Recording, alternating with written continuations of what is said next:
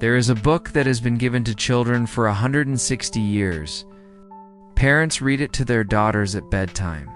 Teachers assign it in classrooms. It has been translated into more than 100 languages. It has been adapted into films and plays and ballets and operas and video games and works of art beyond counting. It is one of the most recognizable stories in the English language, and possibly in any language.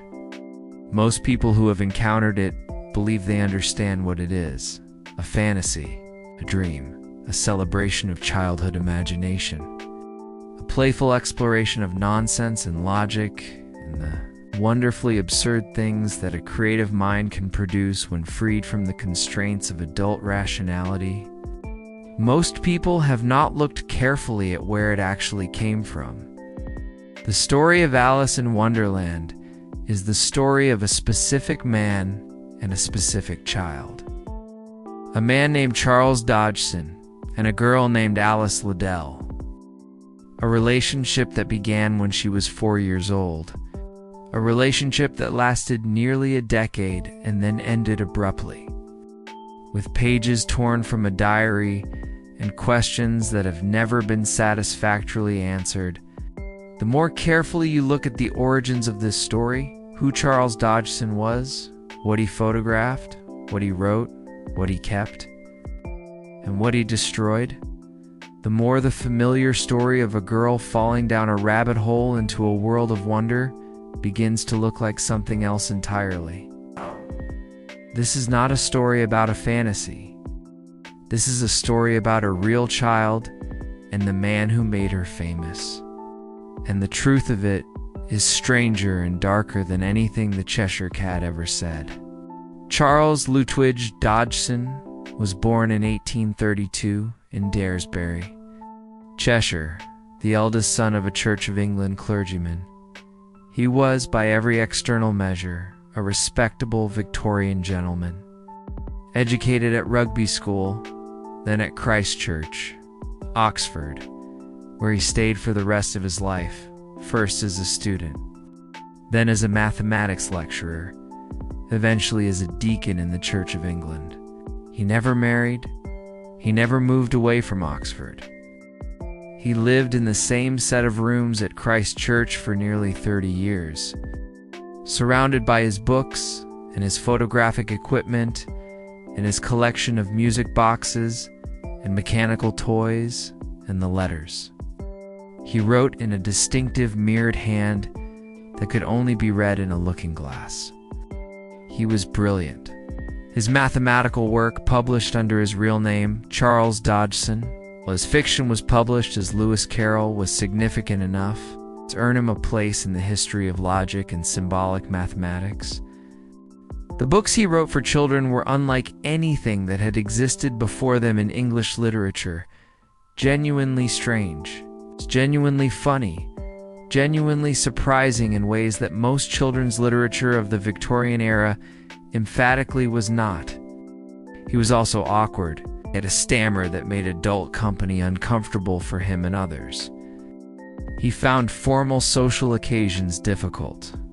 He described himself as finding the conversation of most adults dull and unrewarding. The company of children, and specifically of little girls, he found entirely natural. This preference was not hidden. Dodgson wrote about it openly. His diaries, his letters, his published work all reflect a man whose social and emotional life was organized, primarily around his relationships with the young daughters of his colleagues and friends. He sought them out. He photographed them, wrote them long, playful letters filled with word games and puzzles. He invited them to his rooms at Christ Church for tea and conversation and storytelling, took them on boating trips into the theater and to his photographic studio, called them his child friends. The term was his own. He used it consistently. He distinguished between the pleasure he took in the company of children, which he described as the greatest pleasure of his life, and the lesser pleasure he'd found in the company of adults. He wrote letters to parents asking permission to see their daughters. He wrote letters to the daughters themselves that were warm with an affection that he made no attempt to conceal. In the context of his time, and to the parents who received his requests, this was eccentric, but not immediately alarming. Dodgson was a distinguished Oxford don, a published author, a man of impeccable formal respectability. The mothers of his child friends, who were themselves the wives and daughters of Oxford academics and professionals, generally regarded him with a mixture of indulgence and gratitude. He entertained their children, he was kind to them, gave them gifts. And then there was the photography. Dodgson took up photography in 1856.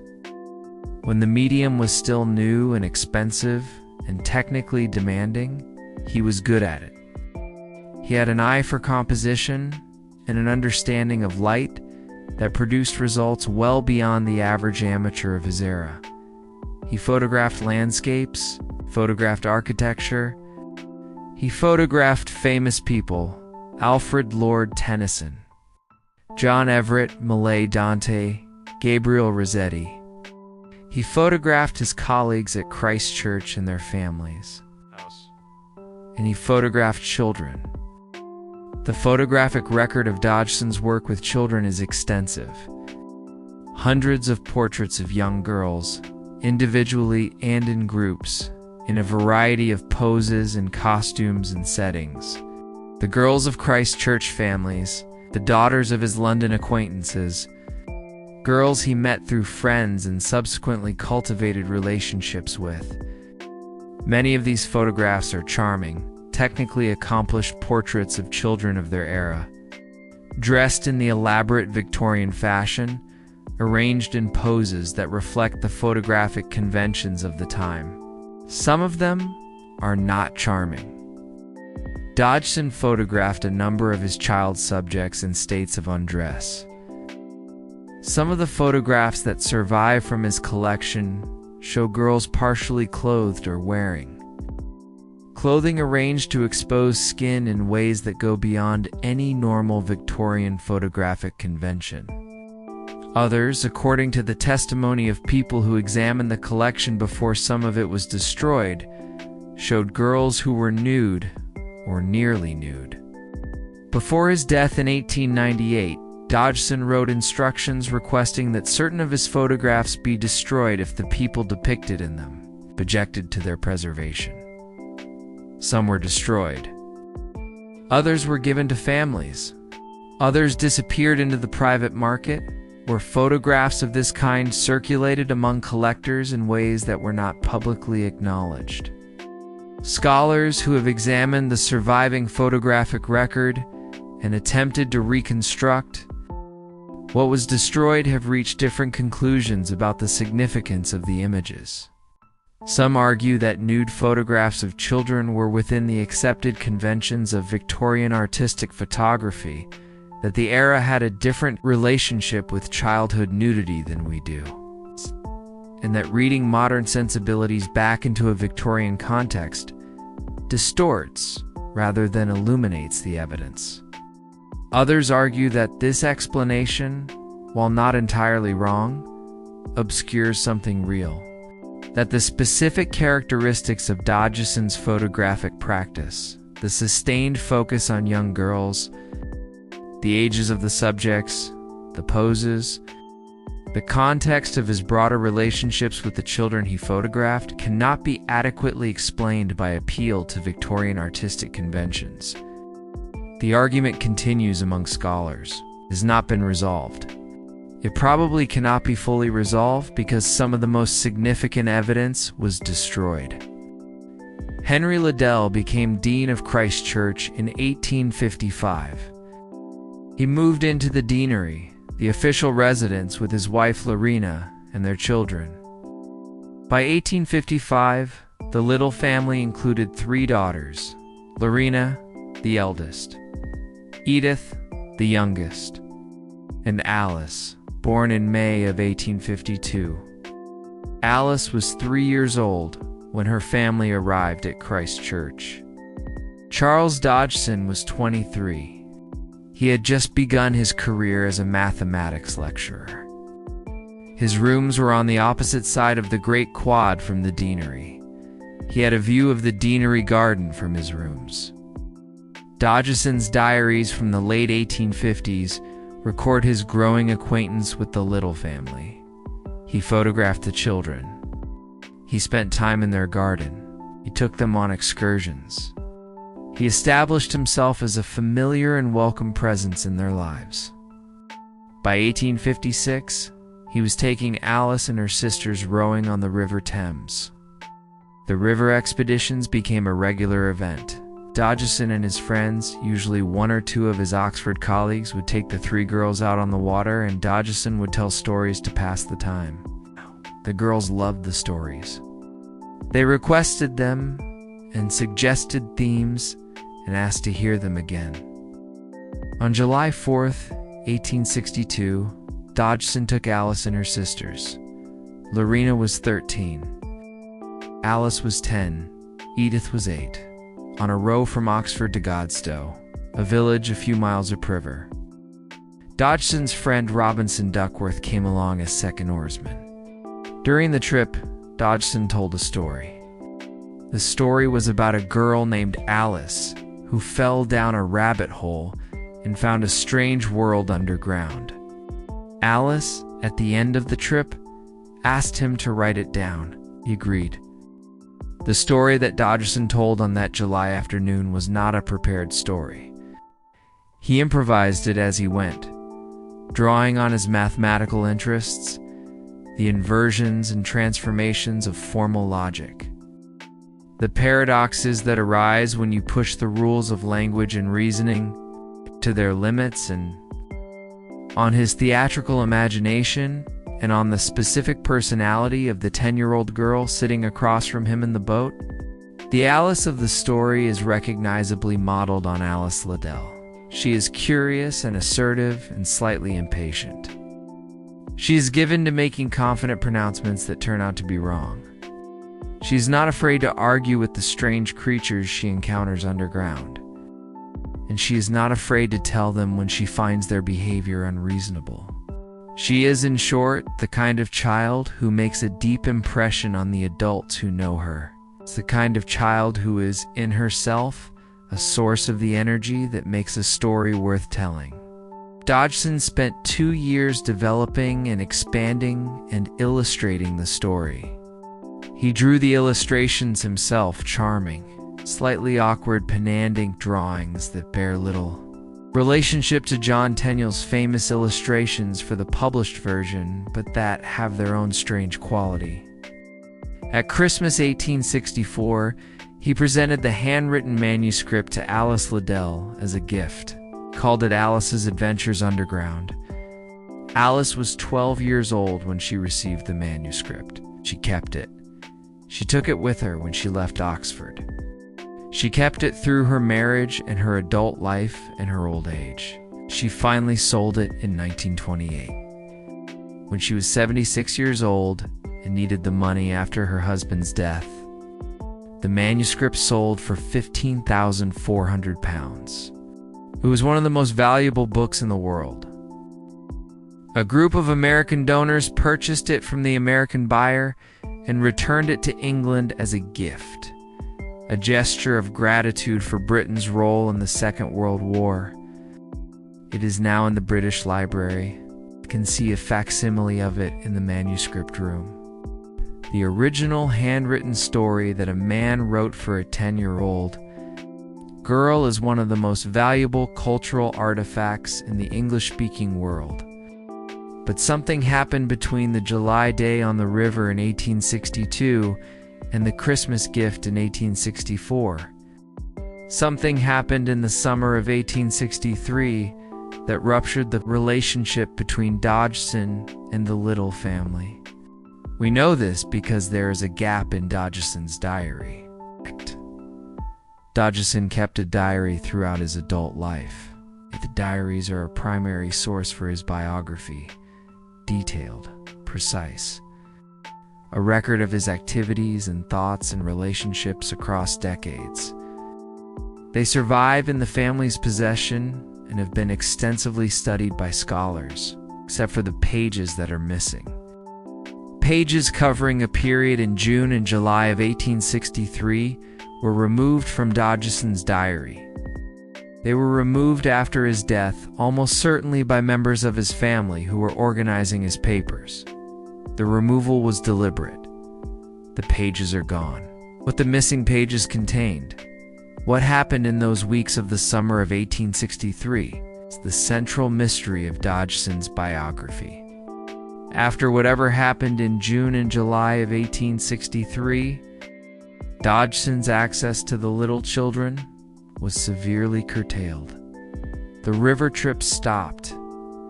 The casual visits to the deanery stopped.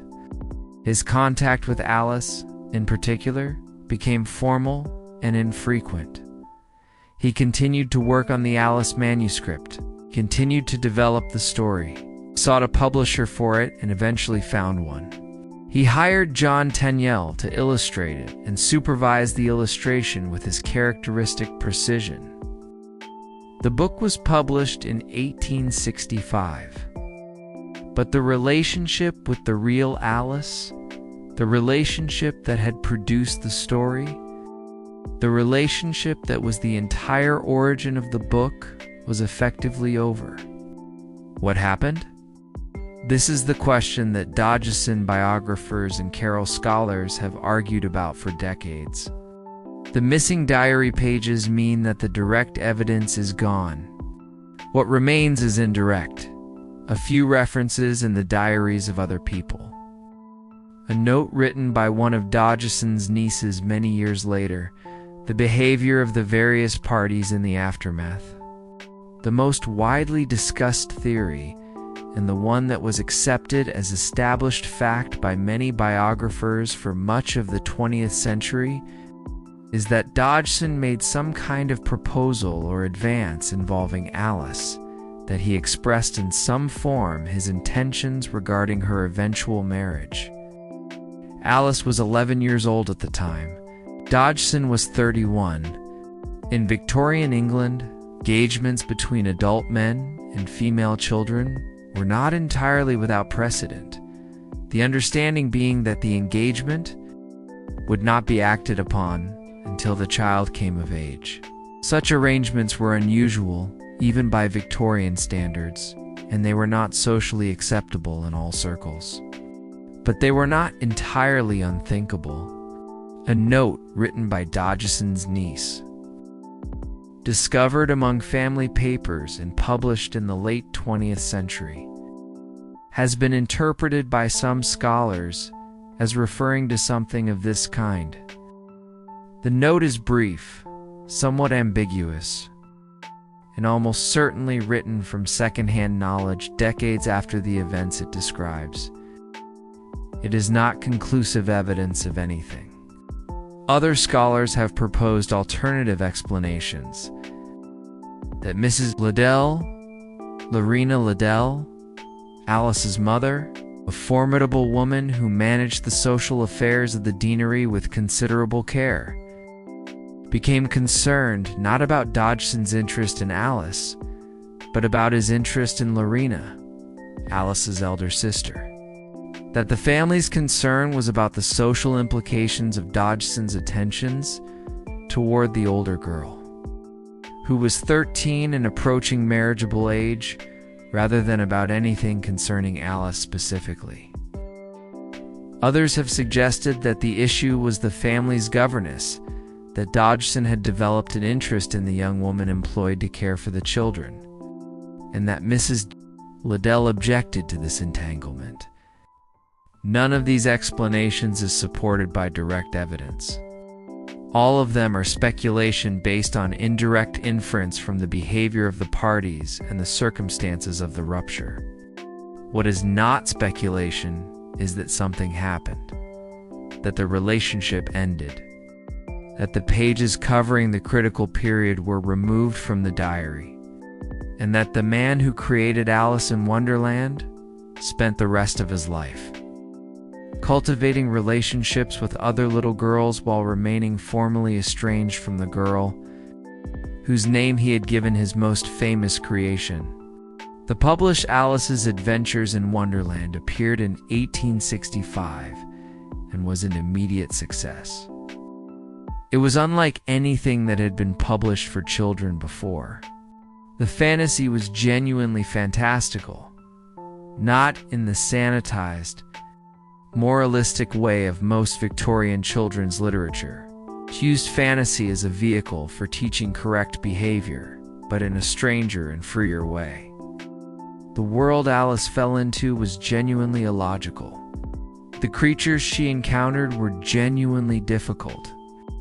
The experience of reading it was genuinely disorienting in ways that most adults found delightful. The book went through multiple editions. Dodgson revised it, fussed over the illustrations, replaced the entire first print run when he was dissatisfied with the printing quality. He was a perfectionist about everything connected with the book.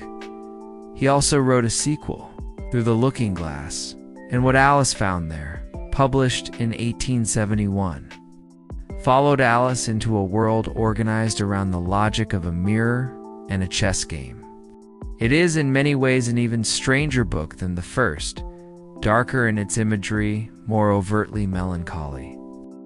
With a quality of loss and ending that Alice's Adventures doesn't quite have, the final poem of Through the Looking Glass begins with the first letters of each line spelling out Alice Pleasance, Liddell. It is an acrostic, a form that Dodgson used several times in work connected to Alice.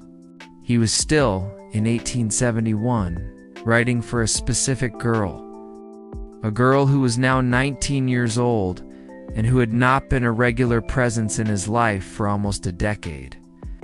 The poem describes Alice as a dream child, a child encountered in a dream who exists in memory as a ghost. As something that has passed, it is one of the most melancholy things in children's literature. A middle-aged man writing an acrostic for a teenager he was no longer allowed to see, in the guise of a poem about memory and loss and the passage of childhood. Whatever the relationship had been, and whatever had ended it, something about it clearly stayed with Dodgson for the rest of his life. Dodgson's relationships with child friends continued throughout his adult life and continued to follow the same patterns. He wrote letters requesting introductions to the daughters of new acquaintances. He photographed them, he took them on outings, he invited them to his rooms. He sent them gifts and books and the mechanical toys that he found fascinating. As he aged, some of his practices shifted. He eventually gave up photography entirely in 1880. He said he had grown tired of it. Some of the letters he wrote to parents explaining the abandonment of photography suggest that he was becoming aware that his photographic work was attracting a certain kind of attention that he found uncomfortable. He increasingly visited child friends at the seaside. The bathing culture of Victorian England meant that children spent time on beaches in states of relative undress. And Dodgson found opportunities to spend time with girls in this context that his photography had previously provided in the studio. He wrote about the seaside visits in his letters with an enthusiasm that some readers have found striking and others have found troubling. His descriptions of watching children play on the beach, of being welcomed into their beach huts, of the particular pleasure of their company in the informality of a holiday setting, these descriptions are not sexually explicit. But they have a quality that is difficult to describe as simply the innocent pleasure of a man who enjoyed the company of children. Also, in his later years, developed friendships with adult women, or rather with young women, who had been his child friends in childhood and who were now grown. These relationships were different in character from the childhood friendships. They were more formal, more careful, more constrained by the social conventions that the childhood friendships had operated outside of. One of them was Alice Liddell herself. In the 1880s and 1890s, when Alice was a married woman with children of her own, she and Dodgson re-established contact. They met at least once. They corresponded. What they said to each other in those letters is not known. The letters have not survived. Alice Pleasance Liddell married Reginald Hargreaves in 1880 when she was 28 years old. She left Oxford and moved to Cuffnells, the Hargreaves family estate in Hampshire, where she lived the life of a wealthy Victorian and Edwardian country lady. She had 3 sons. 2 of them were killed in the First World War. She outlived her husband, who died in 1926. By the 1920s, the Hargreaves' fortune had been significantly reduced by estate taxes and by the costs of maintaining Cuffnells. In 1928, Alice sold the original Alice's Adventures, underground manuscript that Dodgson had given her as a Christmas gift 64 years before. The sale attracted international attention. The story of the real Alice selling the manuscript that had been written for her was irresistible to the press. She gave interviews, she made public appearances, she became in her late 70s briefly famous again, famous as the original of the fictional Alice, famous as a piece of living literary history. She said in the interviews she gave during this period that she did not entirely know what to make of it, that the book was a part of her life that she had lived with for so long that it had become difficult to separate from everything else, that she was proud of the connection and sometimes weary of it. She said, more than once, that she was tired of being Alice. She was 82 years old when she died in 1934. She died in the house of her son Leopold in London, having sold Cuffnells after her husband's death. Her obituaries described her as the original Alice, as the real girl behind the most famous fictional child in English literature, as a piece of living history who had outlived not only Dodgson but most of the people who had known them both. None of the obituaries discussed the missing diary pages. The Alice questions the questions about Dodgson's relationships with children, about the missing diary pages, about the rupture with the Liddell family, about the photographs entered academic discussion seriously in the 1990s and have not left it since. The scholar who most directly confronted them was Michael Bakewell, whose 1996 biography of Dodgson addressed the photographic evidence and the missing pages with a directness that earlier biographers had avoided. Other scholars followed. The questions became part of the academic conversation around Dodgson in ways that they had not been before.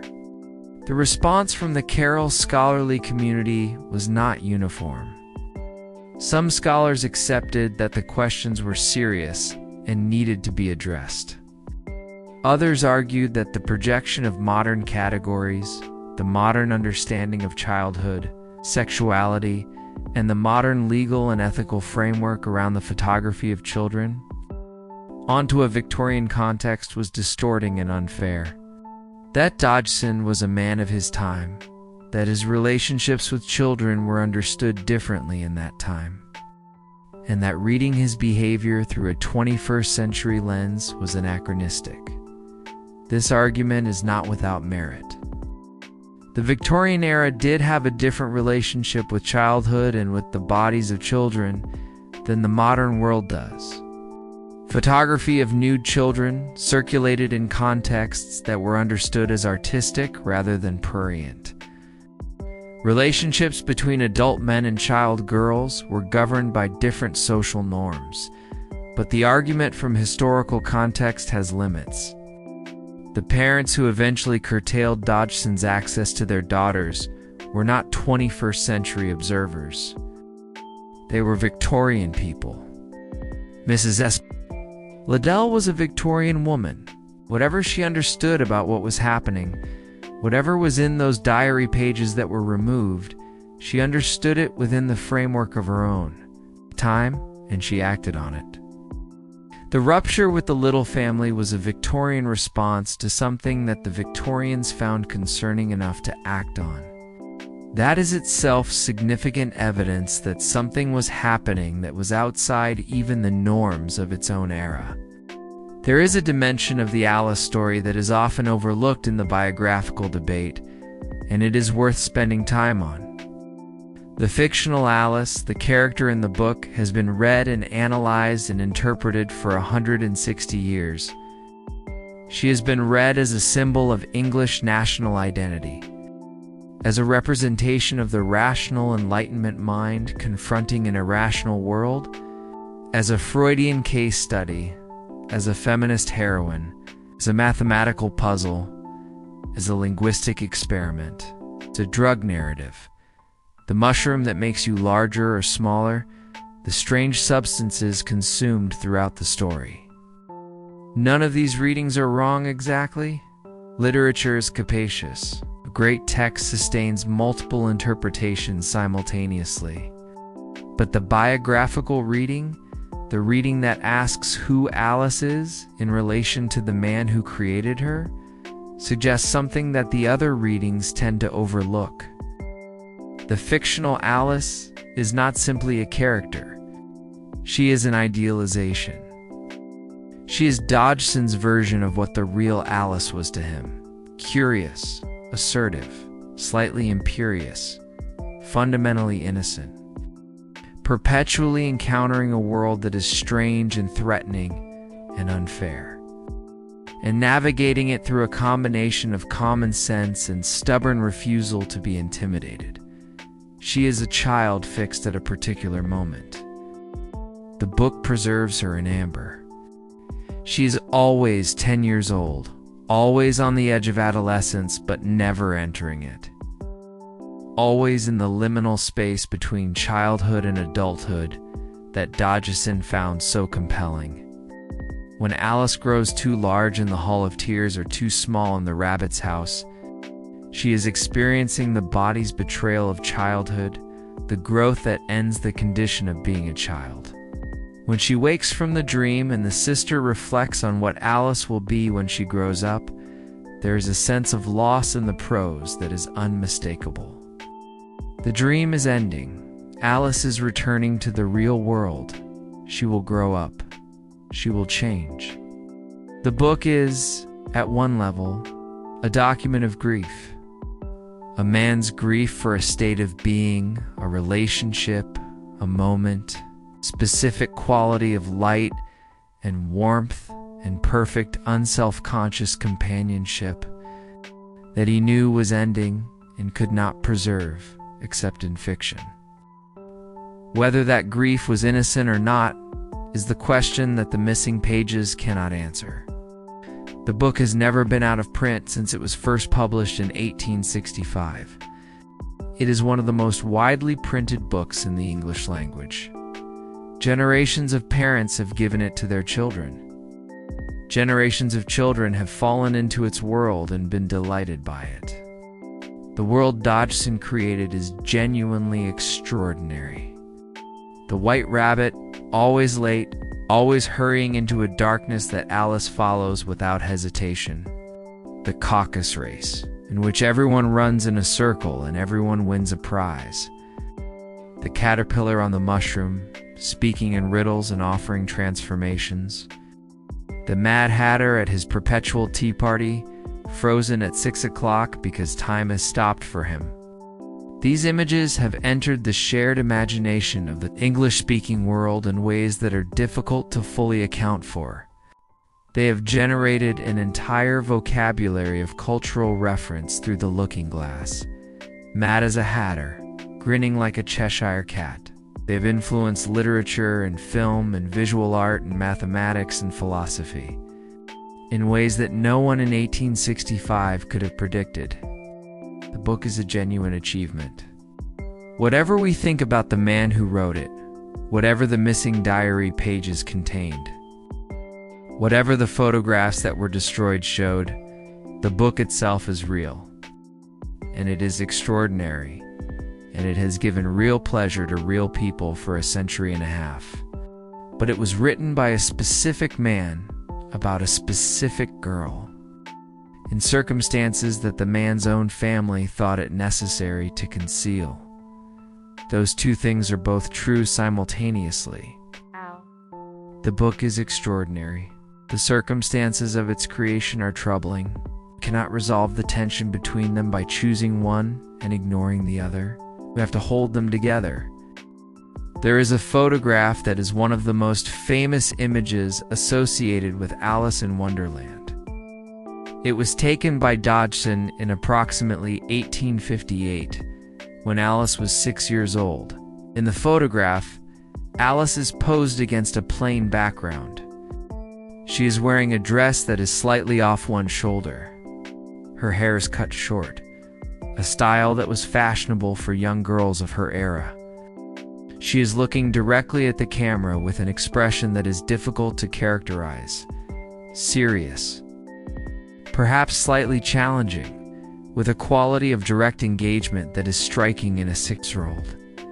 It is a technically accomplished photograph. Dodgson was genuinely skilled. The composition is deliberate and effective.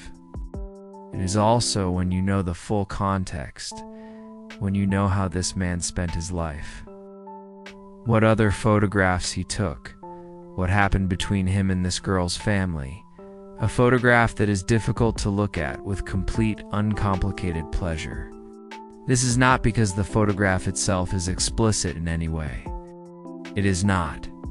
It is a portrait of a 6-year-old girl. It is because of what surrounds it. The missing pages. The destroyed photographs. The pattern of behavior that the surviving record documents. The Victorian mother who eventually said, "Enough." We did not know what was in those diary pages. We did not know what was in the photographs that were destroyed.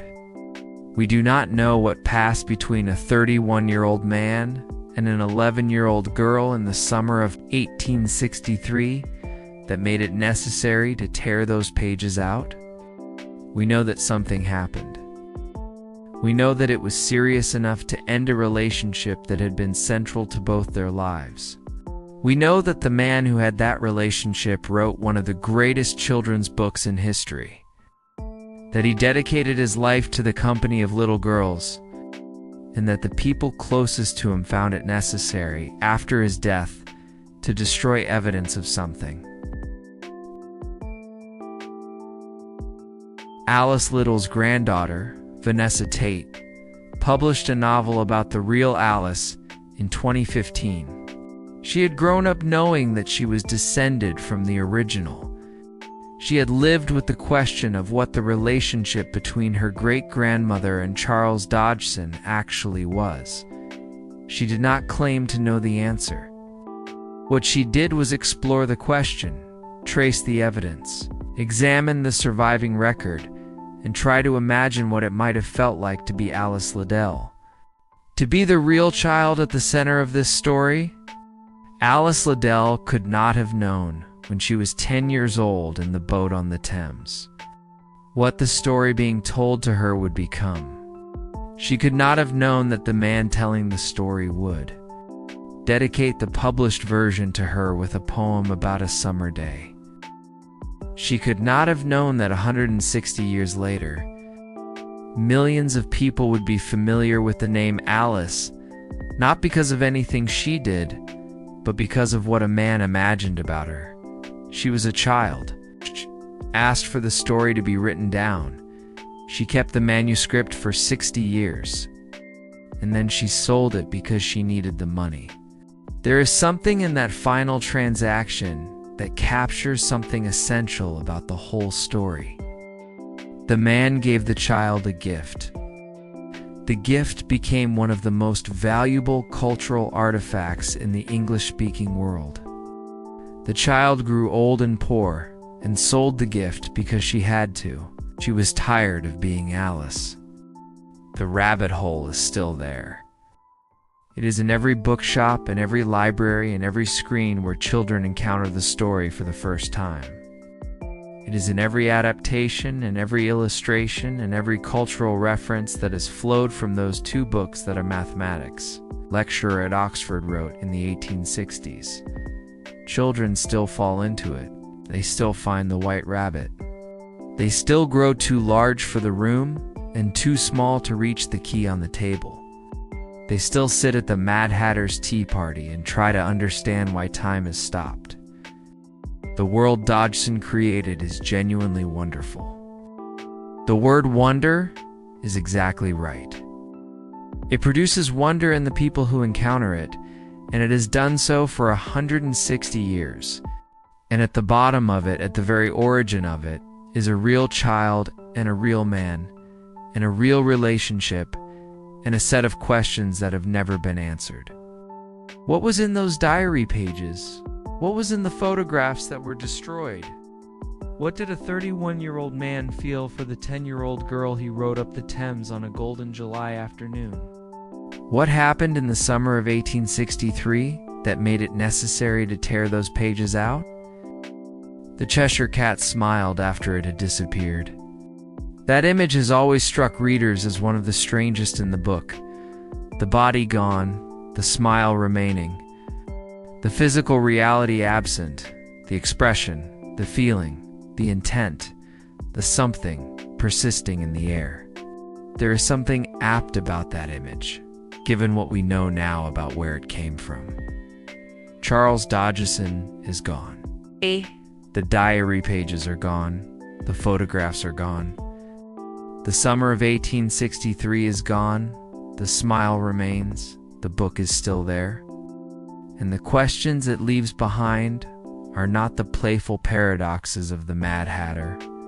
They are darker than that. They have always been darker than that.